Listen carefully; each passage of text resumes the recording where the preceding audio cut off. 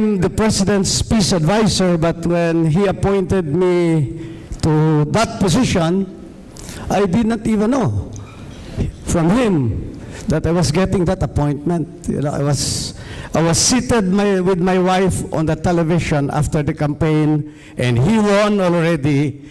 And my wife had kidney transplant, so he had to borrow me because I was full-time caregiver, of course, in full atonement of what I had done in my life.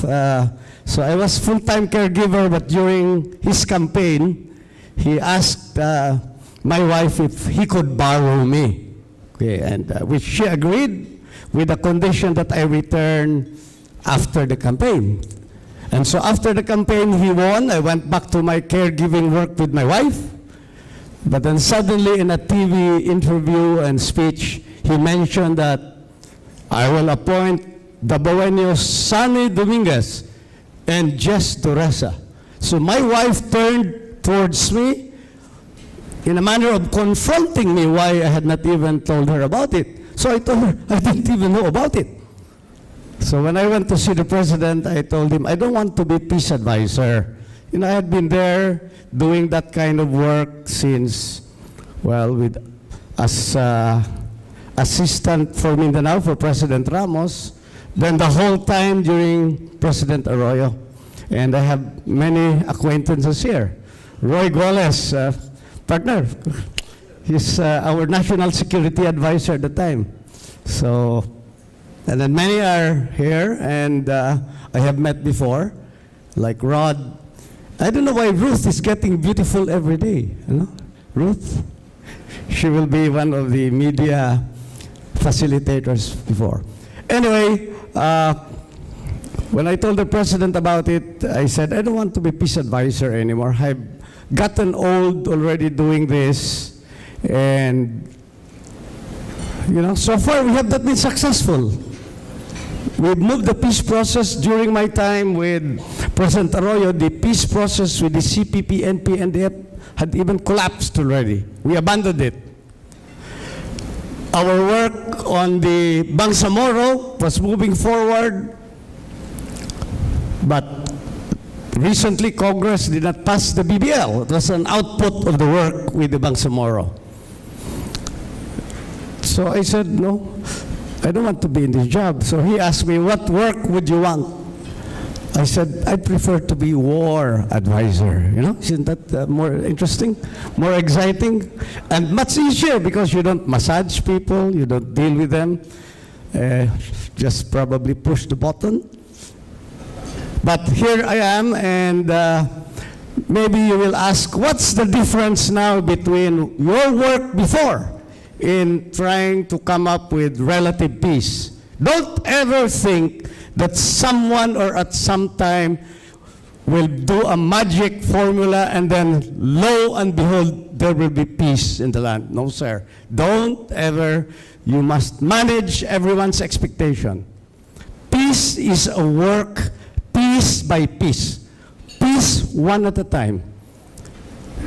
So people are always saying, oh, now Jess, you've been there before, so there'll probably be a better peaceful solution to what has been happening to the country.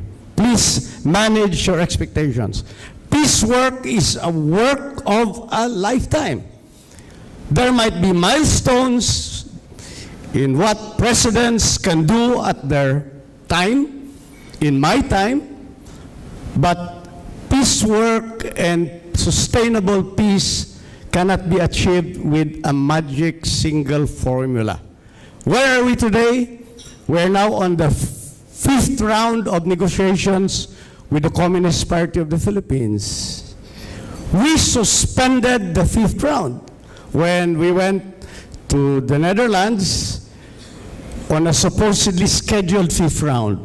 And you know why? Principally because we thought that there is still no conducive environment that is happening that will make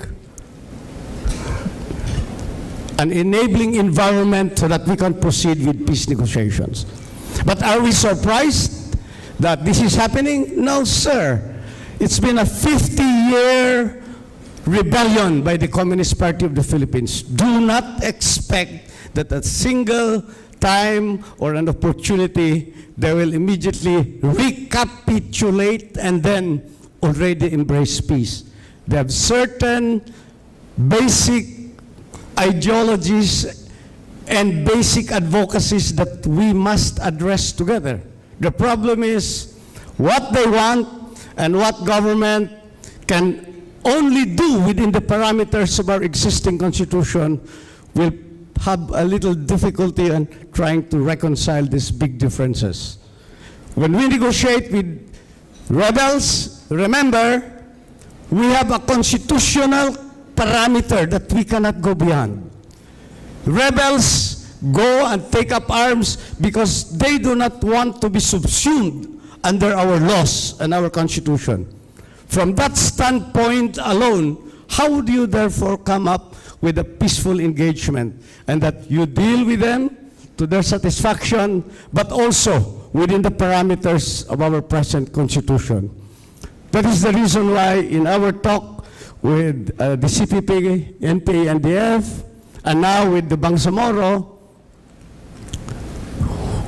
we know that we cannot give to them or address the so-called root causes of rebellion unless we make our constitution also compliant or vice versa for their demands to be compliant to the constitution.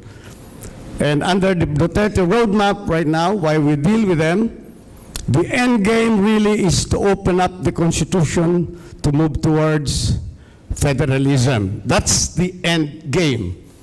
But in the meantime, we have to manage the ground. When we had the Marawi incident, and may I now make it a little current, and thank you, Mark, for giving us a brief lowdown of the whole picture of what is happening. When the Marawi incident in relation out to the Communist Party of the Philippines, we have cut off the talks, suspended it. When the Marawi incident took place, the Communist Party leaders in Europe issued a statement saying they joined the government in condemning terrorism, and in addition to that, they will also suspend offensive operations against the military and the police to enable our forces to focus on the terrorism in Marawi. Immediately, Secretary Bebot Bello, the chairman of the panel, and I am the peace advisor, we both crafted a statement welcoming the offer that they will refrain from making offensive operations. And we also offered that if they are offering the same, we're going also to see to it that our military, because we're busy doing the Marawi, of course, that would be our second priority in the meantime of undertaking military operations against them. Well and good. Hardly had the ink dried in our statement. They attacked Iloilo. Okay, you heard about this? But that is not covered by the agreement of their commitment because that is outside Mindanao. They only committed to do this in Mindanao. But you know, it disturbed us, although it's not covered, it is outside Mindanao, because then you don't provide that enabling environment that we need to push forward the peace talks. But not only that, they attacked many areas now in Mindanao. So we had to issue a strong statement calling their attention and say, this is something that we do not welcome at all. Their problem is that they have consultants who were allowed to go out of jail. And they had to return safely because we guaranteed that they return home safely as peace negotiators. So we have also to manage the situation so that we do not also see things happening bad to their consultants who had participated in the negotiations. That is where we are today as I speak. Some are still abroad, And we're trying to see to it that they also return home safely, because we have a commitment to them that as they negotiate with us, then we are going to see to it that they are not taken back to jail, where they came from, by the way. They were released from jail upon orders of the President. So you now ask, what is the difference between the previous administration and where I am today? I'd worked in previous administrations. Do I see optimism here? I have only one answer. The only difference is that we have a team captain, a playing coach in our work for peace, a person called Rodrigo Roa Duterte. He does bold moves. Many of you probably are shocked. But knowing Mindanao, and he comes from Mindanao, knowing the complexity of the situation, he had taken very bold steps to address this.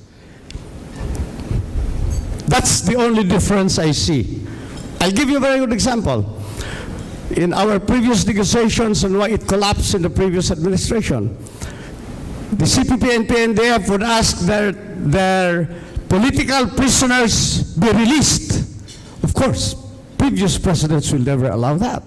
They're all in jail, they're facing charges, or some are already convicted, except, of course, on humanitarian grounds, or they have reached the age, old age.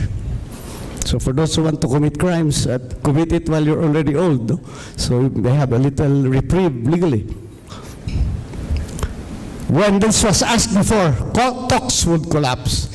When President Duterte was informed they need to release, he said, no problem with me. How many do they want? We released about 20 so that they can participate in the negotiations. So there is some kind of a different, bold approach by this president, and we hope that the other side will also do and reciprocate. Now they're calling his attention, Mr. President, you committed to release all political prisoners, according to them. I went to see the President, said, did you really commit to release all political prisoners? He said, why should I do that? Release all of them, and we are still in negotiations. Releases or amnesty proclamations come only at the end game, when a final settlement is had already. So far for the CPP, NPA, NDF. In our work with the Bangsamoro, we have already moved forward in our work with the MILF. They are going to submit in the next few days to the President the new BBL. You know, the old BBL did not pass because of some constitutional issues. We hope the new BBL will also be a little bit more compliant to our present constitution, because we know Congress cannot approve a new law that runs counter to an existing constitution. That's the bottom line. We have seen that our work with the MILF had really gotten forward, and it is shown by the cooperation of the MILF in the Marawi incident. You must have heard of the so-called peace corridor, the humanitarian corridor. When Marawi was attacked, and we knew that thousands initially of civilians were caught, the MILF, Kagi Murad, the chair, and I'm going to disclose it here publicly, the head of the MILF, and I was abroad talking, packing my bags, going home after a failed fifth round of negotiations. He called me and said, can we offer some help in Marawi? I said, of course. I will arrange your meeting with the President in Davao. And the meeting did happen. What was agreed upon? The President agreed that the MILF will partner on the humanitarian effort of saving lives of civilians. We organized what we call as the Joint Monitoring and Action Group, which is the one that now organized, as I now speak, still saving lives of civilians. A peace corridor where the MILF, after we talk with the military and they will allow us a short reprieve from military operations. We call it a military pause. The MILF, because they are Muslims, wave white flags going to the main street of Marawi, where the center of conflict is ongoing, and try to extract as many civilians as possible. Military allows this ceasefire break at great expense to the tactical operations of the military, because the first instance we noticed that when you come up with a military pause, the other side also takes advantage of the lull and would even recover some cleared areas. That's the reason why, how many military soldiers have we seen dying in action? We have now about more than 60. You know the reason why there are more than 60 soldiers and some policemen? They have to clear building for building, room to room, in assaulting every little nook and corner where there are civilian hostages. And of course, when you undertake an assault, the first guy who kicks open the door will get a full blast of bullets. That's why you have so many soldiers. But up to now, they keep on, investing their own lives. I talked with the soldiers in the hospital who were wounded. You know what? They're still willing to go and get well so that they can go back and still fight some more. There's a lot of things happening there now. And so this peace corridor had helped save already close to about 300 civilians already. And work is still ongoing right now. I listened to Mark say something about what is happening in Marawi, and these are very accurate, but I'd like to dovetail some information. The work of saving lives there is actually through direct contact with the other side by people who are also actually welcome to them. And these are, of course, Muslims. Some are religious leaders who prefer to be unknown. But I met with them at the inception of that project right there in Marawi, and we had to duck a little bit because even the tent where we had our coordination center would even be hit once in a while with sniper bullets. But these are the risks that we have to take. And so that peace corridor is ongoing. A result of what? A result of how the MILF, the Moro Islamic Liberation Front, is cooperating with government right now. So hopefully, it is very important that the public also should know this. You know why? Because our position in government is we negotiate with the rebels, with the bad guys, so to speak, quote unquote. But if you really take a look at it, this is only a small table that you're dealing with. Why? The bigger table is the public, the stakeholders. You who are here today, part of the bigger table. If you do not accept or understand or even welcome the efforts both sides do in the negotiations table, only this, I can sign 1,000 peace agreements, but if people will reject it in a referendum or will be against it, nothing will come out of it. And we have seen this experience. That is why I always tell the CPP, NP, and NDF, please help us also market what we are doing. No need to shock government, because Duterte is already forthcoming to deal with you openly. No need to create those disturbances just to prove your point, because we are open for negotiations. Why? It is important that the people will already be part of that engagement with them, and that at the right time we get the support of the people. The bigger table must support us.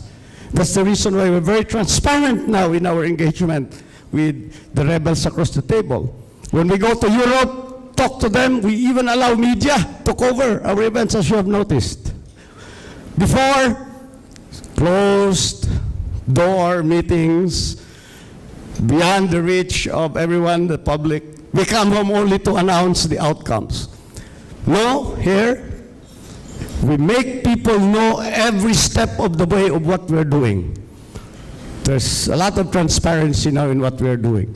And that's the reason for this is precisely what I said. The bigger table must support us. You must have some ownership over what we're doing. Otherwise, all of these efforts of negotiating, signing agreements will not come at all to any benefit to everyone.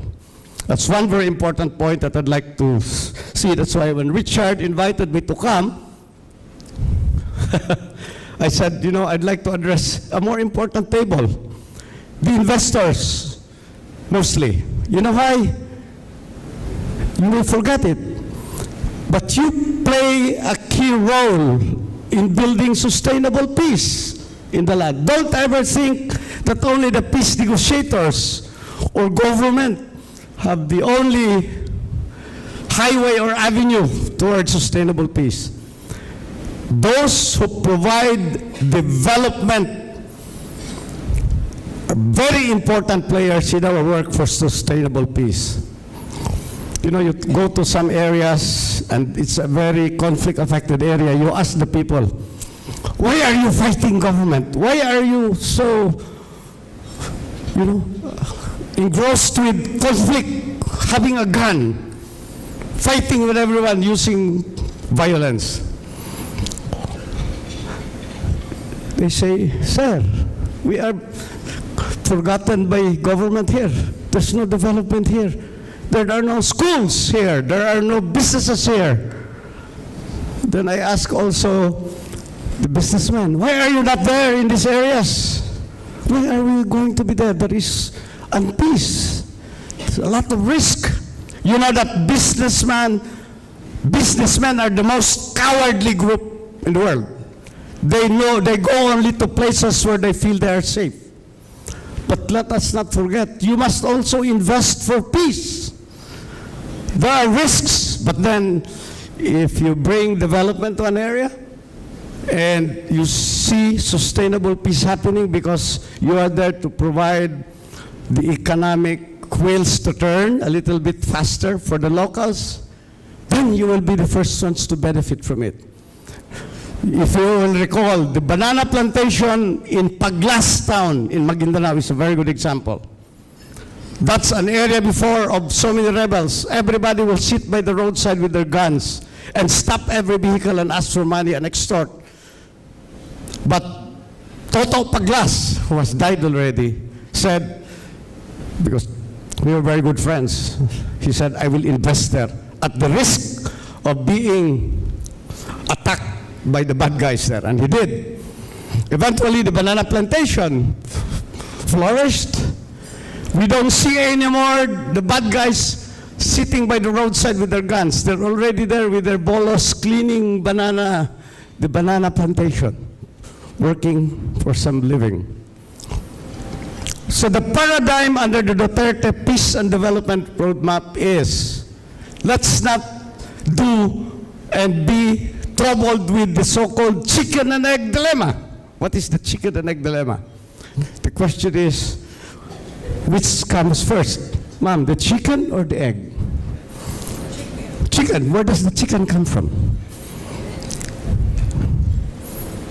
The egg, right? And then where does the egg come from? From the chicken. So it's a cycle that is usually the dilemma. The same with peace and development. Which should come first? It must be peaceful before it can develop? Or should it be developed first in order to bring peace? The Duterte roadmap is we must do both at the same time, simultaneously. That's why there is a need for investors to also put some risk a little bit. Put development on the ground, hopefully we can achieve peace. In our work in the business sector, let us not also forget what we also see on the ground. Sometimes big companies have their own kingdoms. Mining companies close their big tenements, excluding the locals. They hire the best workers who are already knowledgeable about the work technically. Sometimes they forget attending to their locals, providing opportunity. If there is not much talent or competence in your areas where you are, then go ahead and train them, capacitate them, because you're going to be there for a long period. Your community relations must be a little bit sensitive to the needs of the community.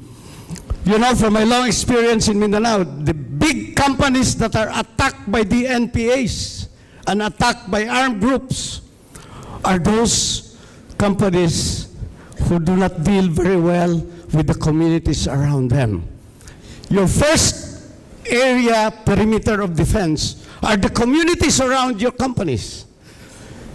If the communities there don't view you as a partner or a provider, because you don't even hire the locals, you give more priority to those outside, and if there is no competence on the ground, you just don't even take the opportunity to train them, capacitate them. These are the big companies that are attacked. And I can give you many examples. Take care of your communities around you. Your SDMP, Social Development Management Programs, which is a fund that big companies are supposed to expend for the communities, must be properly addressed. And how do you do that? Don't make your decision makers decide where your money will go. Deal with the locals and find out from them. What are your needs? Don't dictate upstairs. Get it from downstairs. Then they will be able to tell you what they need, what their priorities are. It is not the business companies that must determine what are the priority programs for their communities. You must consult them, because that's part of our work, making our business sustainable by also addressing the locals locally. There is such a thing as moral hazard in our work. What is moral hazard? It is when you attend to a group and then you fail to attend to an equally needy group. For example, in our projects in government, we don't only provide support to the rebels that we want to provide support, to bring them over, to see that they benefit from the dividends of peace.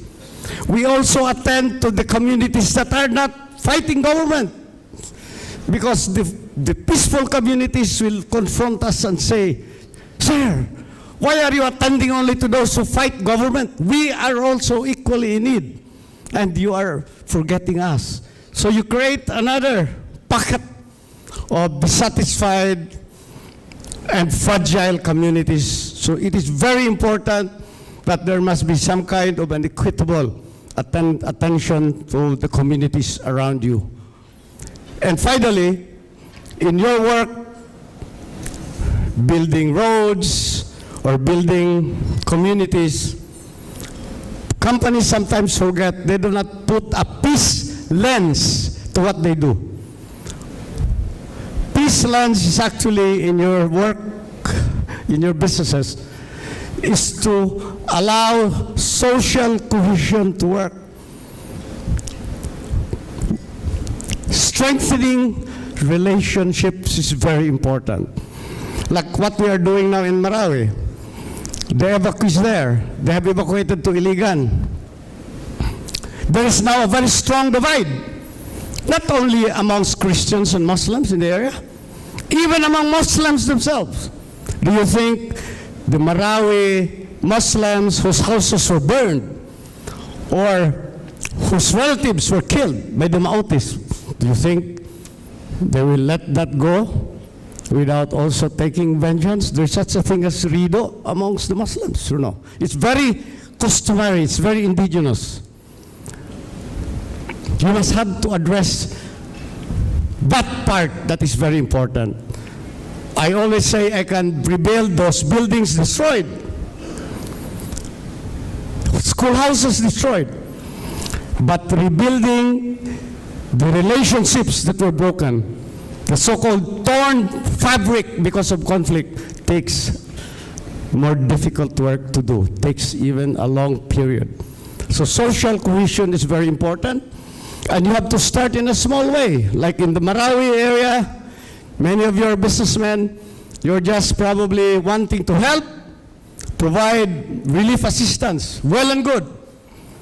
But then do not forget that as you implement or deliver these goods, it is towards also building relationships. Provide them an opportunity. Like what we did. I'll give you an example. I have not a little bit more time, a little bit, just to explain it a little. Towards the last few days of the Ramadan, and it ended already, we at OPAP decided that we will go beyond giving relief to them. We sent almost all our employees here from Manila to go down to Iligan. While we provided food to them, we provided an opportunity for a start of social healing. We allowed, after the iftar, the breaking of the fast at sundown, so they eat around, we broke them up into small groups with an imam or a Muslim volunteer. First for them, in the first few days, just to express their anger, let off steam, their concerns, their troubles. You know, you cannot allow social healing if you do not allow things that are still bad in your hearts not to be out of your system. So we allowed that first part. And then as we conversed with them in the next few days, we wanted to find out, what do you want government to do with you, with your lives? What kind of assistance do you expect? If you stay here in the evacuation centers, what activity would you want that can be provided to you? Remember, the Zamboanga siege took place 4 years ago. Up to now, only about 50% of those affected in the Zamboanga siege are attended to. 50% are still waiting. 4 years. We don't want to see this happen here. We'd like to do this as quickly, but make use of the opportunity to help them, if you can, by also allowing opportunity for social healing, building of relationships, because that is very, very important.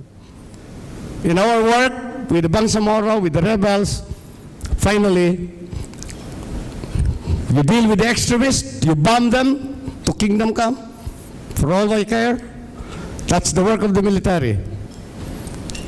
But for us, for sustainable peace, what should we do? We must address, and it has become already a corny line, often used line. We must address the root cause of why they are extremists, why they are terrorists. You cannot finish them off by just erasing them from the surface of the earth. There are triggers why people are attracted, especially the young ones, to extremism. Why are they attracted to the ISIS ideology? We must address that. And hopefully, what should we do? There's a lot of work to be done that will take me another day to explain to you. But in the meantime, let me end here by just calling on everyone that there's a lot of work to do by businesses. What you are doing is actually the fuel to make peace sustainable. We cannot have peace unless there's development. We cannot sustain it. Even if we are able to sign agreements, if we end up only with a piece of paper and people on the ground don't feel that there is something that improves their lives, forget it. In the same manner, that if you do development, you invest, but still there is no peace, then our development will not also be sustainable. Thank you very much.